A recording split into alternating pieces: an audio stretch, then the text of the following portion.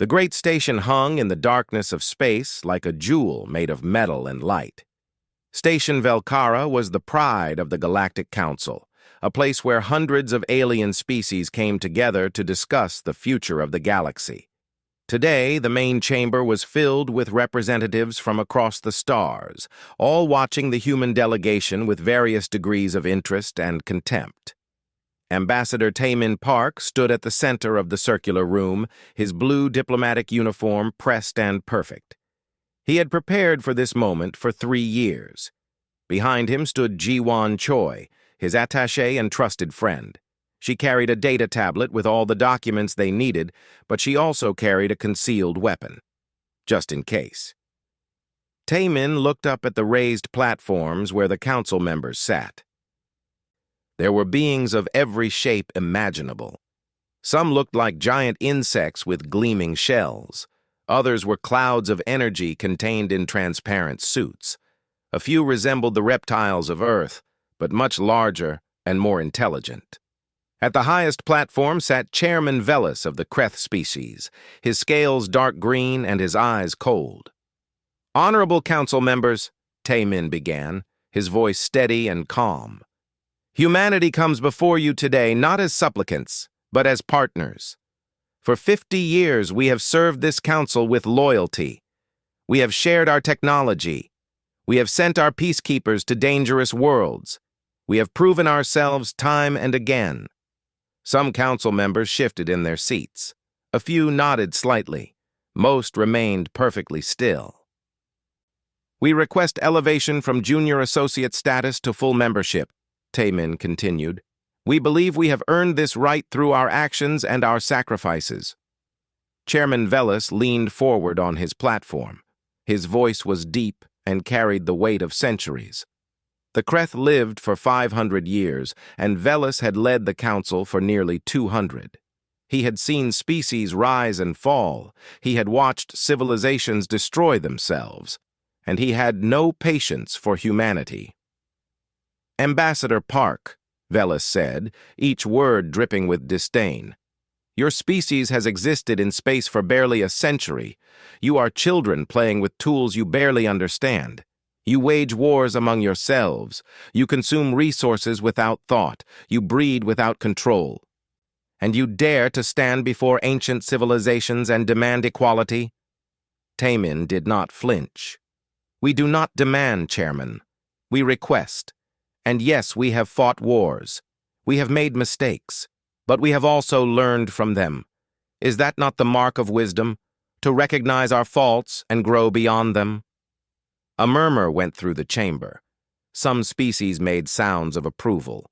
Others hissed or clicked in disagreement. Velis's eyes narrowed. "You speak of wisdom? Your species killed 30 million of your own kind in a single war. You poisoned your own planet and nearly destroyed yourselves. You have been in space for only 87 of our standard years, and already you have territorial disputes with 3 neighboring species." "Disputes we resolved through negotiation," Ji-won spoke up from behind Taemin. She immediately regretted it. Speaking out of turn was a grave insult in council chambers. Velis's head snapped toward her. "The human female speaks without permission. How typical. You cannot even follow simple protocols, yet you expect to sit among us as equals?" Taemin raised his hand calmly. "Chairman, please. My colleague meant no disrespect, but her point stands. We resolved those disputes peacefully. We chose diplomacy over war. Is that not what the council values?" "What the council values," Velis said, rising from his seat, "is order, stability, respect for those who came before. Your species has none of these qualities. You are aggressive, you are proud, you are dangerous." "Every species here was once young," Taemin replied. "Every civilization made mistakes as it grew. You cannot judge us only by our failures while ignoring our achievements." The chamber fell silent. What Taemin had just said bordered on insubordination. No junior species questioned the council's judgment, not if they wished to remain in good standing. Velis descended from his platform, moving down the curved ramp with deliberate slowness. He was massive, nearly 3 meters tall, with powerful limbs and a tail that dragged behind him. Other council members watched with concern. Some began to whisper to their aides. "You dare question this council's judgment?" Velis said quietly, his voice now soft and far more dangerous. "You stand in this sacred chamber and challenge decisions made by beings who ruled the stars when your ancestors were living in caves?" Taemin stood his ground. "I challenge nothing, Chairman. I simply ask for fairness, for consideration based on our current actions, not our past mistakes. Is that not reasonable?" "Reasonable?" Velis laughed, a harsh sound like rocks grinding together. "Humans and their obsession with reason. You think logic and words can overcome the natural order? You think 50 years of good behavior erases millennia of potential threat?" "What threat?" Taemin asked. "We have never attacked a council species. We have never broken council law. We have contributed more peacekeepers than species twice our age. What more must we do to prove ourselves worthy?" Velis stopped 3 meters from Taemin. His hand moved to a device on his belt, so smoothly that most observers missed it. But Jiwon saw. Her training kicked in instantly. She moved forward, reaching for Taemin. "You want to know what you must do?" Velis said, his voice rising. "You must learn your place. You must accept that humanity will never be our equals. You must understand that some species are meant to lead and others are meant to follow. This is the natural order. This is how the galaxy survives." "No," Taemin said simply. "That is tyranny, not order. And humanity will never accept it." Velis's hand moved. A beam of superheated plasma erupted from the device on his belt. The council chamber's security systems should have prevented any weapons from functioning, but Velis had authority to override them. The beam struck Taemin in the chest before anyone could react. Jiwon screamed and lunged forward, but the plasma burst knocked her backward. She hit the floor hard, pain exploding through her shoulder. Through blurred vision, she saw Taemin collapse. His uniform was burning. His eyes were open but seeing nothing. The chamber erupted in chaos. Some council members stood in shock. Others began shouting. A few simply sat in silence, watching. Velis deactivated his weapon and turned to face the council. "Let this be a lesson," he announced, his voice carrying over the noise. "Humanity has been corrected for their insolence. They are not ready for membership. They may never be ready. This matter is closed." Jiwon dragged herself across the floor to Taemin. She knew he was dead, but she had to try. Her hands shook as she checked for a pulse. Nothing. His skin was already cooling. She looked up at Velis with pure hatred in her eyes. "You murdered him?" she whispered. "I enforced order," Velis replied coldly. "Take the human female into custody. She will be returned to her species after a suitable period of detention, and send a message to Earth. Tell them their petition is denied. Tell them why." Jiwon felt hands grabbing her arms. Council security forces, members of species she did not recognize, pulled her away from Taemin's body. She did not resist. She was already activating the emergency transmitter hidden in her uniform collar. Everything that had happened here was being broadcast directly to Earth. As they dragged her from the chamber, Jiwon looked back one last time. Taemin's body lay alone on the polished floor, smoke still rising from his chest. Around him, council members were already returning to their seats, ready to continue with the day's agenda, as if nothing had happened. But something had happened. Something that would change everything. Jiwon knew her people. She knew humanity. They would not forgive this. They would not forget. And they would not rest until justice was served. War was coming. The message from Station Velkara reached Earth 14 hours after Taemin's death. It arrived at the United Earth Defense Command headquarters in Geneva at 3 in the morning local time. Within minutes, alarms were sounding throughout the facility. Within an hour, every military base on Earth and across 30 human colony worlds was on full alert. Admiral Jinwoo Song was already in the command center when President Hana Yoon arrived. He stood before a massive holographic display showing Ji-won's transmission. The image was frozen on the moment of Taemin's murder. The plasma beam caught in mid-flight. Jinwoo had watched the recording 17 times. Each viewing made his blood colder and his resolve harder. "Show me," Hana said as she entered, still wearing civilian clothes. She had been woken from sleep and had not bothered to change. There would be no sleep for anyone now. Jinwoo played the recording. Hana watched in silence, her face expressionless. When it ended, she stood perfectly still for a long moment. Finally, she spoke. "How many people have seen this?" "Everyone," Jinwoo replied. Ji-won sent it on open channels. Every news network, every government office, every military installation. All 30 colony worlds received it simultaneously. By now, every human in the galaxy knows what happened. Hana nodded slowly. "Good. What is the public response?" "Unified," General Dae-sung Lee said, entering the command center. He was shorter than Jinwoo, but moved with the deadly grace of a predator. "Every colony government has sent messages of support. The Colonial Assembly has already voted. They want war." "Not just the colonies," Jinwoo added. "Earth's population is in the streets. Tokyo, New York, Lagos, Mumbai, São Paulo, everywhere. They are not protesting. They are volunteering. Military recruitment centers are overwhelmed. People want to fight." Hana walked to the holographic display and studied it carefully. She had been a military officer before entering politics, a fighter pilot who had flown in the border wars. She understood violence and its consequences. She also understood that some things demanded a response no matter the cost. "Options," she said simply. Jinwoo activated another display. Star charts appeared, showing human space and the vast territory controlled by the Galactic Council. The difference in size was staggering. Humanity controlled 30 systems. The Council controlled over 4,000.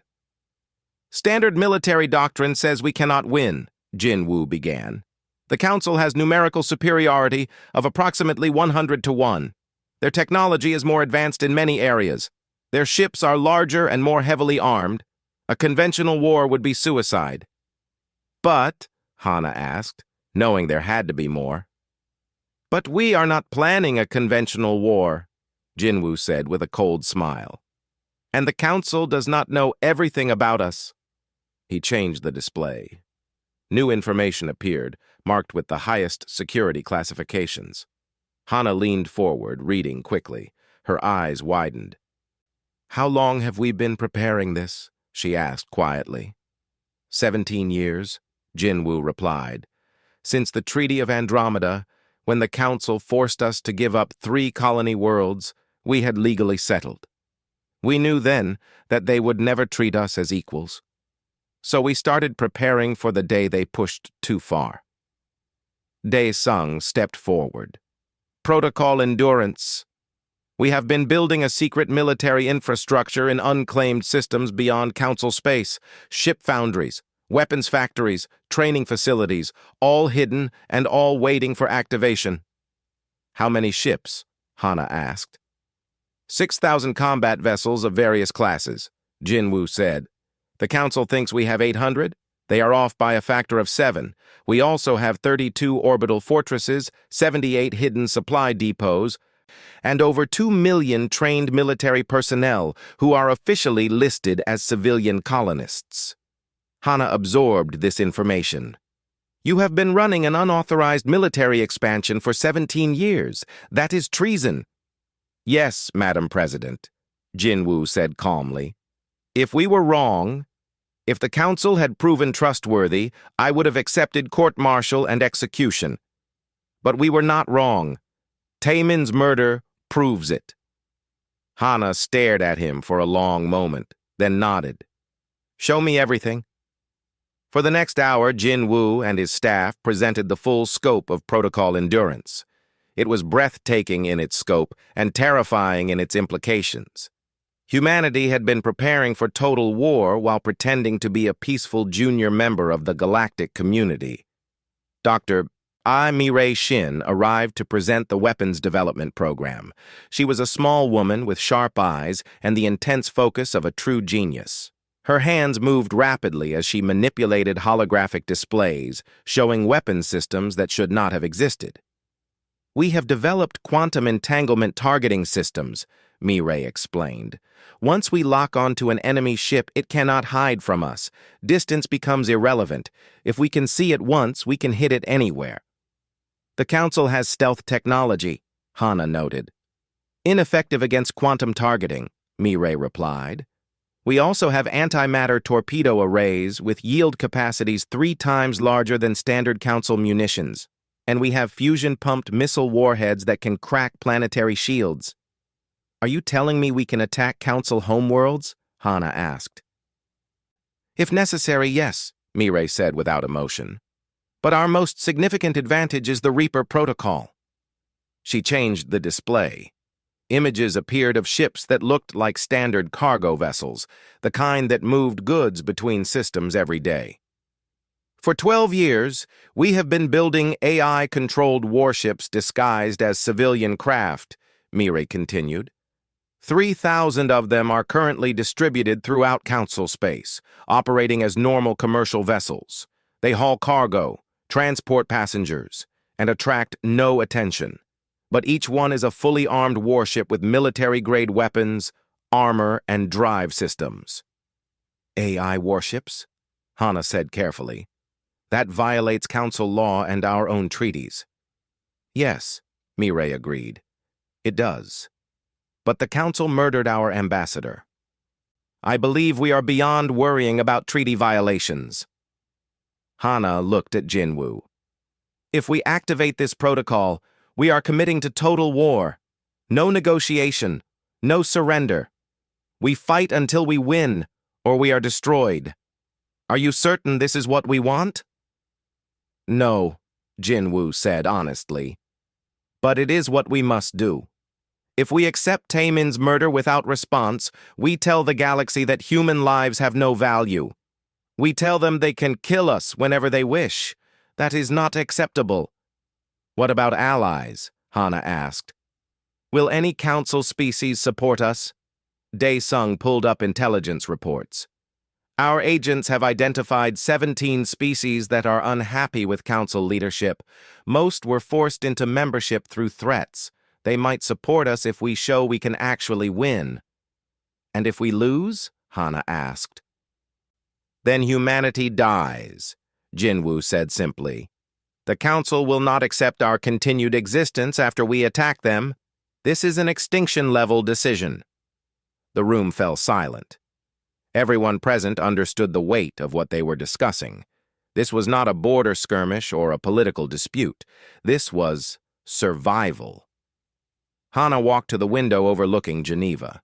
The sun was rising, painting the sky in shades of orange and red, beautiful and terrible, like fire. She thought of Taemin, whom she had known personally, a good man who had died for no reason other than asking for respect. She thought of humanity's long history of fighting for dignity and freedom. They had never accepted tyranny on Earth. Why should they accept it among the stars? "Activate protocol endurance," Hana said quietly. "Mobilize all forces. Prepare for total war." Jinwoo saluted. "Yes, Madam President. What is our first target?" Hana turned from the window, her face hard. "The Kreth homeworld.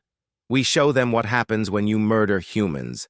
We show the galaxy that we are not weak, and we show the Council that this war will cost them more than they can imagine." "It will be a difficult battle," Jinwoo warned. "Salakar is heavily defended. We will lose ships. We will lose people." "I know," Hana said, "but we will also win, because we have no other choice." Within hours, the declaration of war was broadcast across the galaxy. Most Council species laughed. Some thought it was a joke. A few, the wise ones, began preparing their defenses. Deep in Council space, the Reaper Protocol activated. 3,000 disguised warships received their orders and began moving toward their targets. In hidden shipyards beyond mapped space, 6,000 human warships powered up their drives and formed into attack fleets. In a secret medical facility, Jiwon Choi was recovering from her injuries when she received word that a rescue team was coming for her. She smiled grimly. She would be free soon. And then she would have work to do. The galaxy was about to learn something it had forgotten over centuries of peace. Humans were not prey. They were predators, and they had just been given a reason to hunt. The Kreth home system of Salakar was one of the oldest in the galaxy. The planet itself had been the center of civilization for over 10,000 years. Its cities covered entire continents. Its orbital stations numbered in the hundreds. And its defensive fleet was legendary, comprising over 2,000 warships of various classes, all crewed by warriors who had never known defeat. Captain Young-Ho Bayek stood on the bridge of the dreadnought Soul's Fury and looked at the tactical display showing that fleet. His ship was one of 42 Earth dreadnoughts in the first attack wave. Behind them waited another 300 cruisers, destroyers, and support vessels. It sounded impressive until you realized they were facing a force nearly 6 times their size. "All ships report ready, Captain," his executive officer said quietly. "We can begin the attack run whenever you give the order." Young-Ho nodded slowly. He was 41 years old and had spent half his life preparing for war. Now that it was here, he felt oddly calm. There was no more uncertainty, no more waiting, only action and consequences. "Signal the fleet," Young-Ho said. "Execute Plan Reaper. All ships engage at will. Show them what humans can do."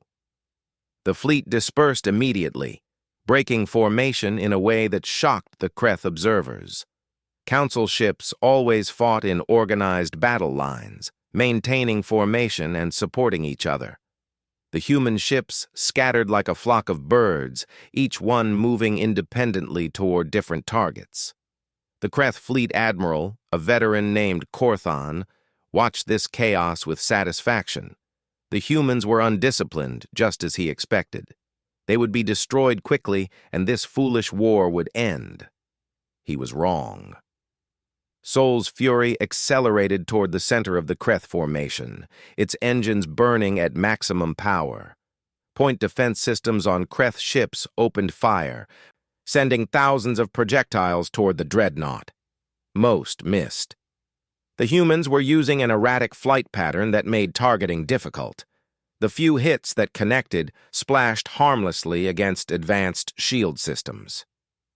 "Fire antimatter torpedoes," Young-Ho ordered. "Full spread. Target their command ship." 20 torpedoes launched from Soul's Fury in rapid succession. Each one contained enough antimatter to vaporize a city. The Kreth flagship's shields absorbed the first 3. The 4th got through and struck the ship's armor, blowing a massive hole in its side. The next 5 torpedoes flew directly into that hole and detonated inside the ship.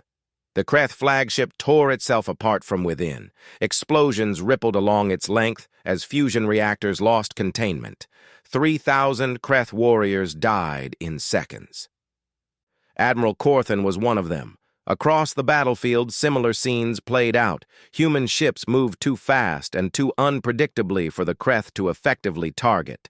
They used every dirty trick imaginable. They hid in the planet's sensor shadow. They used disabled ships as cover. They fired from maximum range and then retreated before the enemy could respond. Lieutenant Bora Han led a fighter squadron in what would later be called the Hornet Run.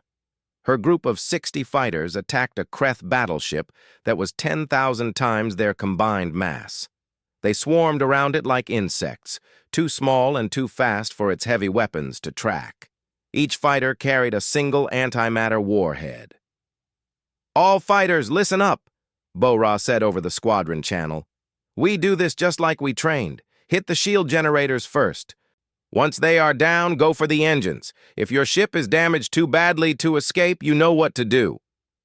Her pilots acknowledged. They all knew. If they could not return home, they would ram their fighters into critical systems. Every human life traded for a Kreth ship was worth it. The attack was devastating.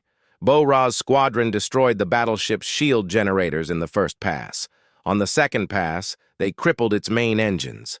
3 fighters were lost to point defense fire. Their pilots aimed their damaged craft at the ship's bridge and detonated their warheads, killing everyone on the command deck. Commander Ki-Hoon Nam commanded a different kind of warfare. His stealth ships never engaged in direct combat. Instead, they bypassed the main battle entirely and struck at infrastructure, mining stations, communication satellites, civilian transport hubs, anything that kept the Kreth war machine running. Council military doctrine did not target civilian assets. It was considered dishonorable and barbaric. Ki-Hoon did not care about Council honor. He cared about winning. Every mining station he destroyed meant fewer resources for ship construction. Every transport hub eliminated meant logistics problems. War was not about glory. It was about breaking the enemy's ability to fight. Target acquired, his weapons officer reported. Civilian transport carrying medical supplies and personnel. Ki-Hoon hesitated for only a moment. Let it pass. We are not here to kill doctors. Find military targets only. His crew worked quietly. They destroyed a fuel depot that supplied the defensive fleet. They took out a shipyard that was constructing new warships. They disabled a military command station that coordinated planetary defenses, all without firing a shot at civilians. The battle raged for 6 days. The Kreth fought with desperate courage, throwing ship after ship into the fight. But human tactics proved too effective. Every time the Kreth adapted to one strategy, the humans switched to another. They never fought fair. They never gave the enemy a chance to use superior numbers effectively. On the 4th day, the Reaper protocol activated throughout the system. Cargo ships that had been peacefully hauling supplies suddenly revealed hidden weapons and attacked. Passenger vessels transformed into warships. Maintenance craft became bombers. The Kreth had 300 human civilian vessels in their system. All of them were actually AI-controlled military craft. The surprise was total and devastating. Kreth stations that thought they were safely behind their own lines suddenly came under attack from vessels they had allowed to dock. Orbital fortresses were destroyed by ships they had been refueling hours earlier. The Kreth defensive network collapsed. Sol's Fury fought through it all, leading attacks and drawing fire away from smaller ships. Young-Ho pushed his crew and his ship to their limits. By the 6th day, Sol's Fury had destroyed 12 Kreth warships and damaged dozens more. But the Dreadnought had taken terrible punishment in return. Captain, we have hull breaches on decks 7 through 12, the damage control officer reported. Shield generators are at 40% capacity. Main cannon is offline. We have 300 casualties. Young-Ho looked at the tactical display. The Kreth fleet was broken. More than 60% of their ships were destroyed or disabled. The remaining vessels were retreating to defensive positions around the planet. Victory was close. All ships, this is Sol's Fury, Young-Ho transmitted to the fleet. Final attack run. We break their orbital defenses, and this battle is over. Follow me in.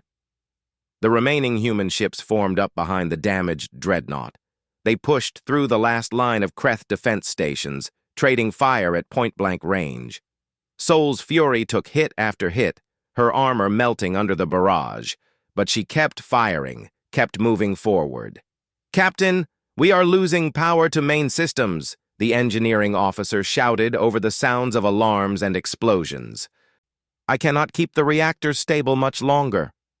You just need to keep them stable for 5 more minutes, Young-Ho replied calmly.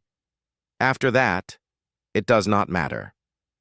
He guided his dying ship directly toward the largest Kreth orbital station, a massive structure that housed 50,000 military personnel and coordinated all planetary defenses.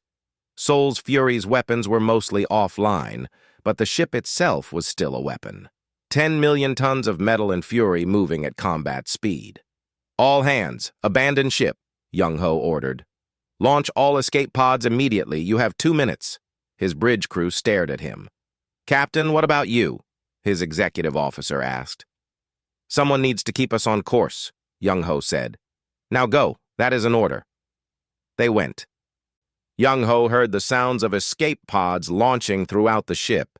He hoped most of his crew would make it. They were good people who had followed him into hell without question. They deserved to survive. Seoul's Fury struck the orbital station at 4 kilometers per second. The impact vaporized both structures instantly. The explosion was visible from the planet's surface, a new sun burning in orbit for just a moment. Young-ho never felt it. 1 second, he was watching the station grow larger on his view screen. The next second, there was nothing. The destruction of the main orbital station marked the end of organized Kreth resistance. The remaining ships surrendered or fled. The Battle of Salakar was over. Humanity had won. But the cost was devastating. Earth forces lost 9 dreadnoughts, 42 cruisers, and over 100 smaller vessels. 23,000 human military personnel died, including Captain Young-ho Baek. The Kreth lost over 60% of their home fleet, 12 major orbital stations, and nearly 200,000 personnel. Admiral Jin Woo watched the casualty reports come in from his command center on Earth. Each name represented a life, a family, a future that would never happen. Victory felt hollow, but it was necessary. The galaxy needed to see that humanity would fight, that they could win, that the murder of Taemin Park would not go unanswered. President Hana broadcast a message to all Council species. Her face appeared on screens across the galaxy, cold and hard. "We warned you," she said simply. "We asked for peace. We requested respect. You answered with murder. This is the result. We will accept surrender from any species willing to acknowledge what was done to Ambassador Park. We will show mercy to those who renounce the Council's actions. But we will show no mercy to those who continue to support our oppression. Choose wisely." The galaxy listened. And many species, seeing what humanity had done to the mighty Kreth, began to reconsider their loyalties. The war was far from over. But humanity had proven they were not helpless prey. They were predators, and they had tasted blood. The war spread like fire across the galaxy. What began as a single battle at Salakar became 100 battles across 50 systems. Human forces struck quickly and without warning, hitting targets the Council thought were safely behind their lines. And everywhere they struck, they won. But victory came with a terrible price. Human casualties mounted into the hundreds of thousands. Entire colonies went dark as Council forces retaliated. The war that was supposed to bring justice for Taemin's murder was consuming everything. Ambassador Ji-won Choi had been rescued from Council custody 3 days after the battle at Salakar. A black operations team led by General Dae-sung himself had infiltrated the detention facility and pulled her out. Now she sat in a secure location on a human colony world, watching the war unfold through intelligence reports.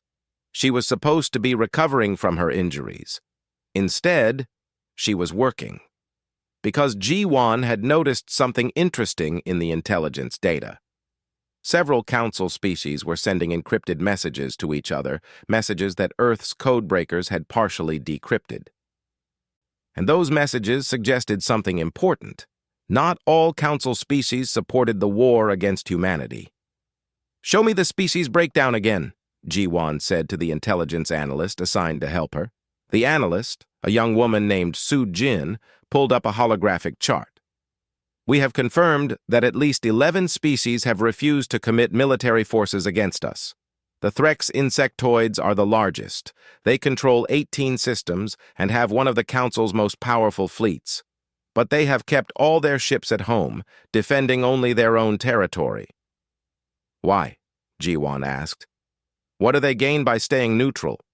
"We are not sure," Soo-jin admitted. but our signals intelligence suggests they have been in contact with other species. The Meridians, the Vex, the Dulani. All species that were forced into council membership through threats or economic pressure. Jiwan leaned back and thought carefully. This was an opportunity.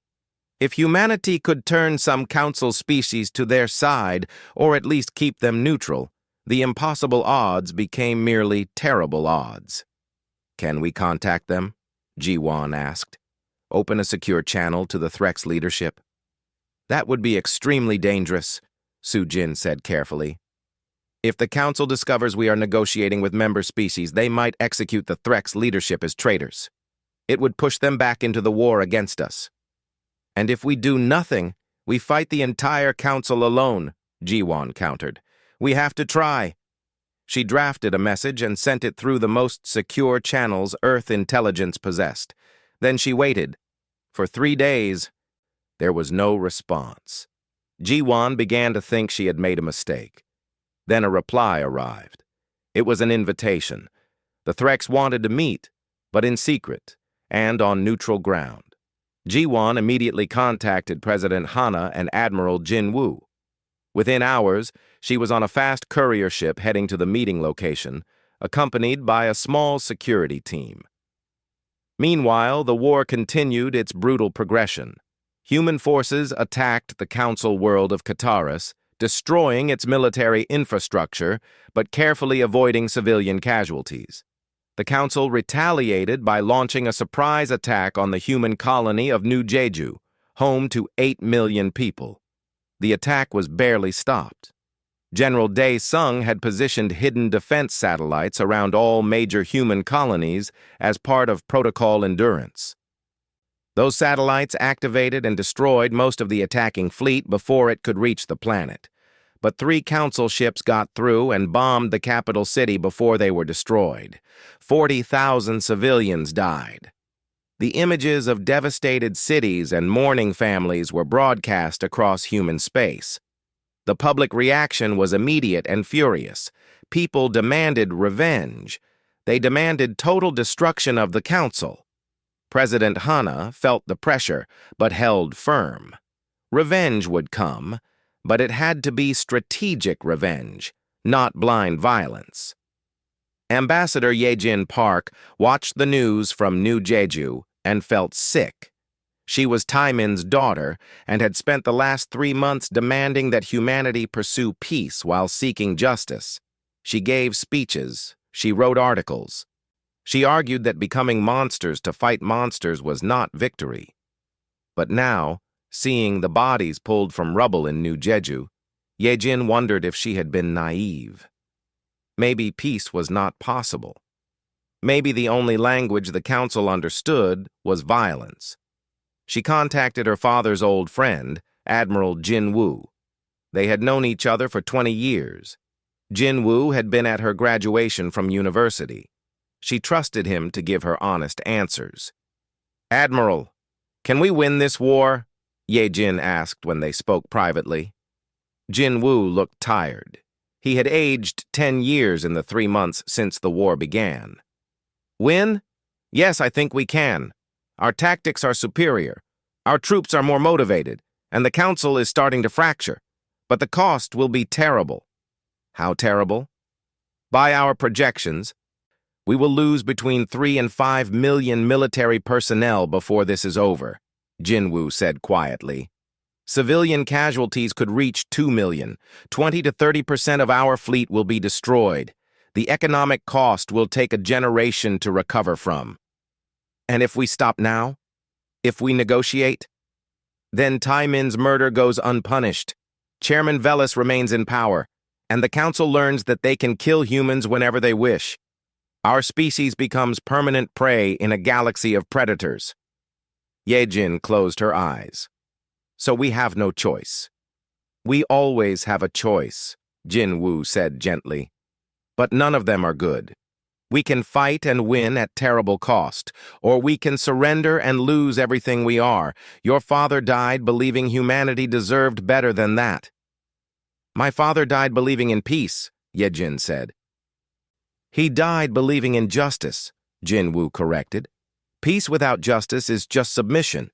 He would never have accepted that. Their conversation was interrupted by urgent news. G1 had made contact with the Threx and several other species. They were willing to defect from the Council under certain conditions. The most important condition: humanity had to prove it could actually defeat the Council's core forces. Admiral Jinwoo immediately began planning a major offensive. If the Threx and others joined humanity, the balance of power would shift dramatically. But first, humanity needed to show they were winning, not just surviving. Then came the intelligence that changed everything. Council surveillance detected a massive fleet gathering at the Council's central station. Chairman Velas was consolidating his forces for a decisive strike against Earth itself. If he succeeded, the war would be over. Humanity would be destroyed. "We have to attack first," General Dae-sung argued in the strategy meeting. "If we wait for them to attack Earth, we fight on the defensive with no room for error." "We do not have the forces for a major offensive right now," another admiral countered. "Half our fleet is scattered across the war zone." "Then we recall them," Jinwoo said. "Every ship, every soldier. We gather everything we have and we strike at the Council's heart. We call it Operation Daybreak." "That would leave our colonies exposed," someone pointed out. "Only if we fail," Jinwoo said grimly. "If we succeed, the war ends. If we fail, it does not matter whether our colonies are defended or not. Earth falls, and humanity falls with it." President Hana listened to the arguments for hours. Finally, she made her decision. "We attack. Gather the fleet. Prepare for Operation Daybreak. We end this war one way or another." As preparations began, another crisis emerged. Council intelligence discovered General Dae-sung's plan to disable the planet-killer weapon aimed at New Busan, a colony world with 40 million inhabitants. Chairman Velas ordered the weapon fired immediately before it could be sabotaged. Dae-sung's Special Forces team raced against time. They infiltrated the weapon platform while it was charging. The team's commander, a woman named Min-ah, led her soldiers through heavily defended corridors. They lost 6 people getting to the control room, but they made it. Min-ah planted explosives throughout the control systems while her surviving team members held off security forces. She had 30 seconds to escape before the charges detonated. She used that time to hack into the platform's communication system and download evidence, orders from Chairman Velas himself, explicitly targeting civilians. The explosives detonated. The weapon platform tore itself apart. Min-ah and her team died, but New Busan survived. And the evidence they recovered was broadcast across the galaxy. The reaction was immediate. Even Council species loyal to Velas were shocked.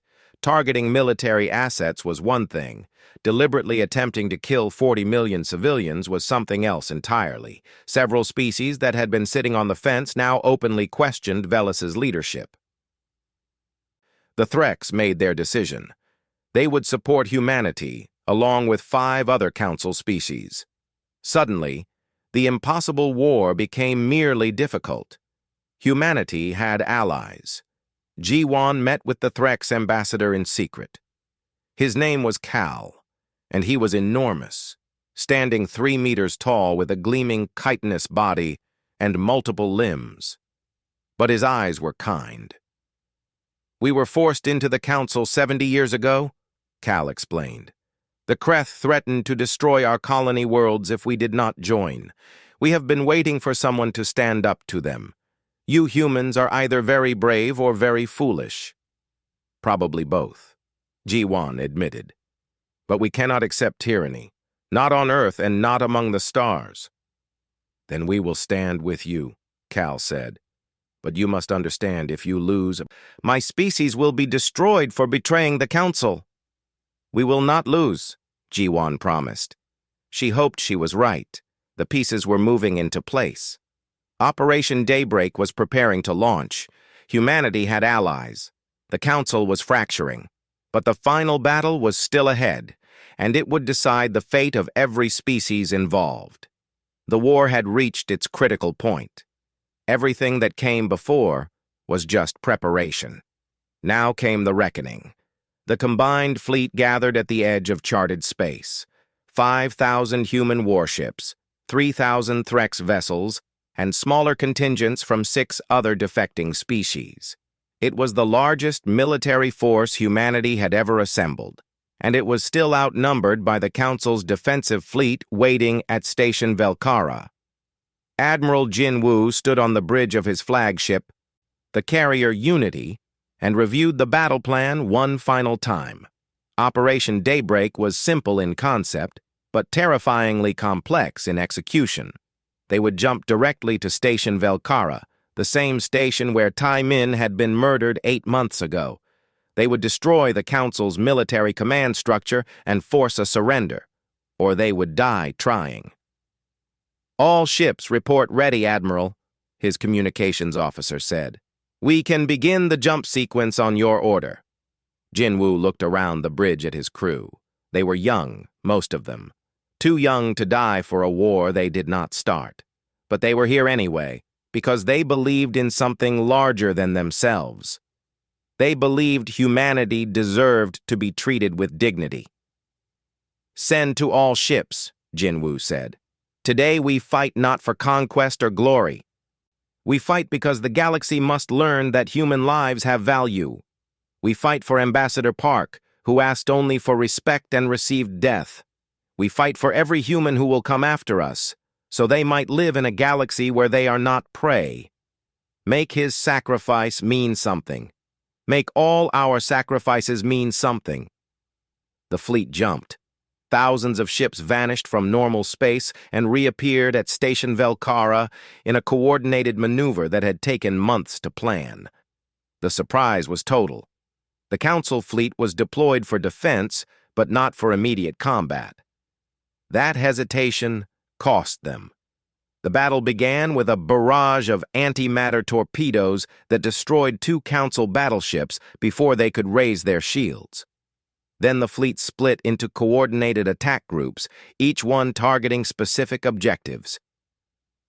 The Threx specialized in close combat, their heavily armored ships pushing through enemy formations. Human forces used their superior maneuverability to strike weak points and retreat before the enemy could respond. Chairman Velis watched from the Council chamber on Station Velkara as his fleet fought and died.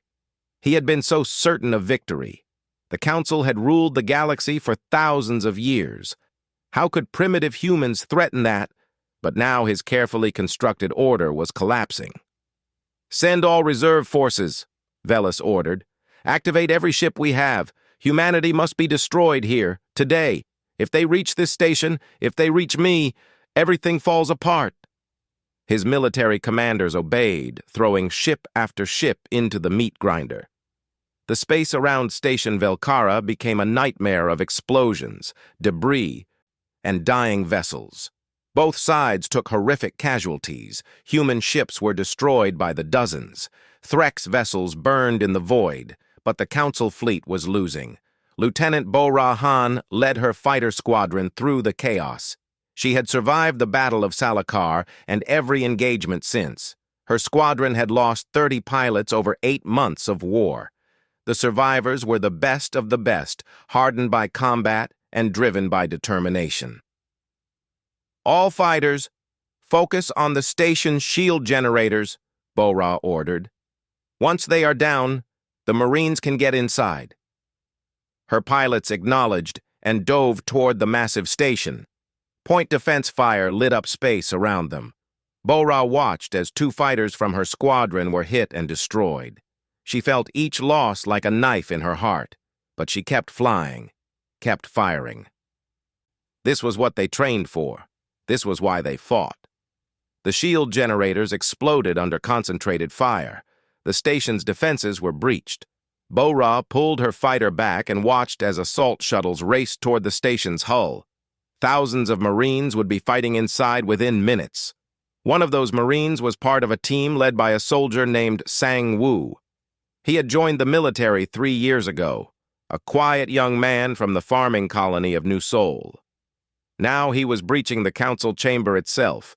the place where this war began. The fighting inside the station was brutal. Council security forces defended every corridor. Sang-woo's team lost half their members getting to the main council chamber, but they made it. They blew through the reinforced doors and stormed inside. Chairman Velis stood in the center of the chamber, surrounded by the bodies of counselors he had executed for suggesting surrender. He held a plasma weapon and looked almost insane, his eyes wide and his scales dark with stress. "You cannot win," Velis shouted. "I am the council. I am order itself. The galaxy needs me." "The galaxy needs justice," a voice said from the doorway. Ji-Won Choi entered the chamber, wearing combat armor and carrying a rifle. She had insisted on being part of the boarding party. This was where Taemin had died. This was where it needed to end. Velis aimed his weapon at her.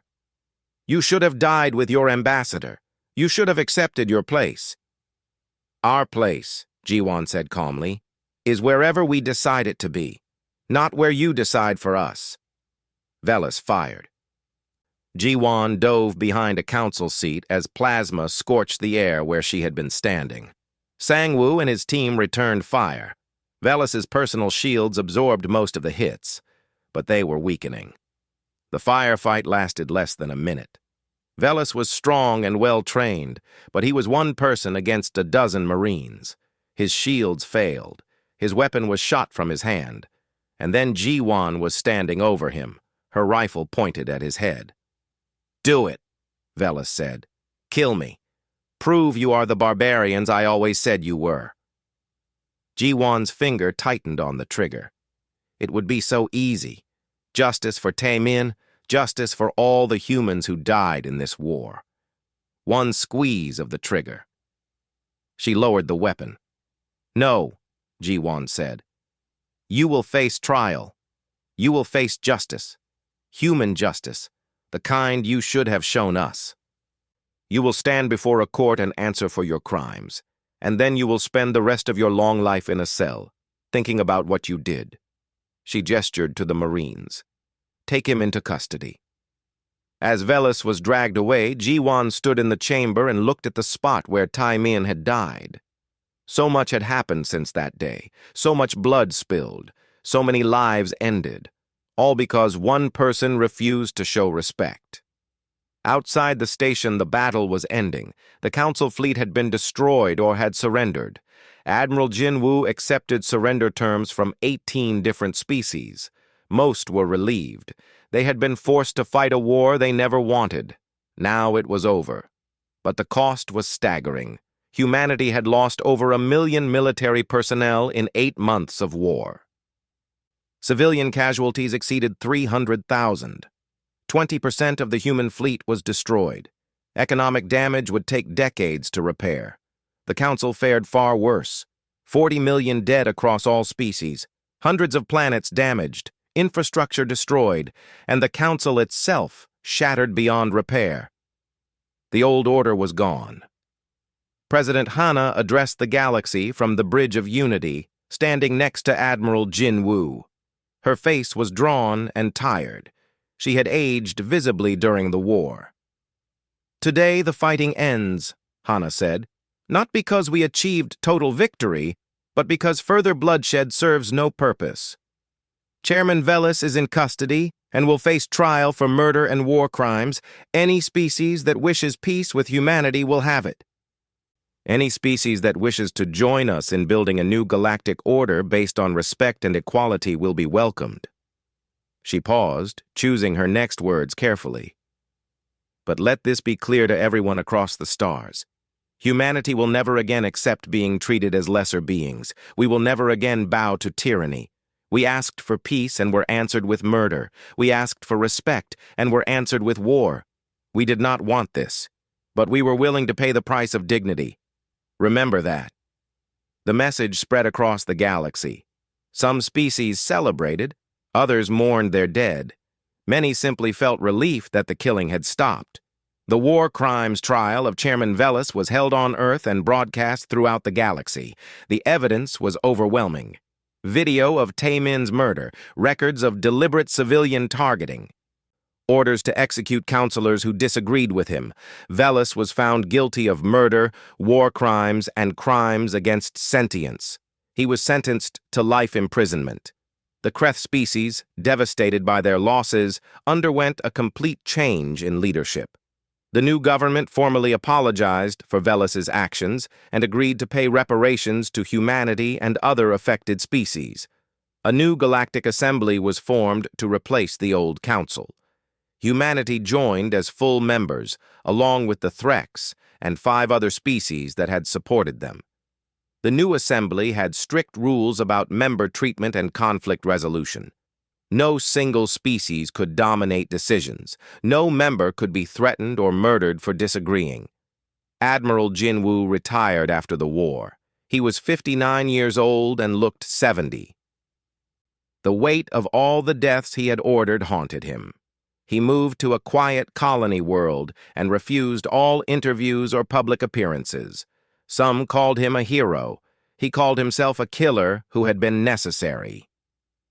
Ji-won became Earth's chief representative to the new Galactic Assembly. She worked tirelessly to prevent another war, to build understanding between species, to ensure Taemin's death had meaning beyond just bloodshed.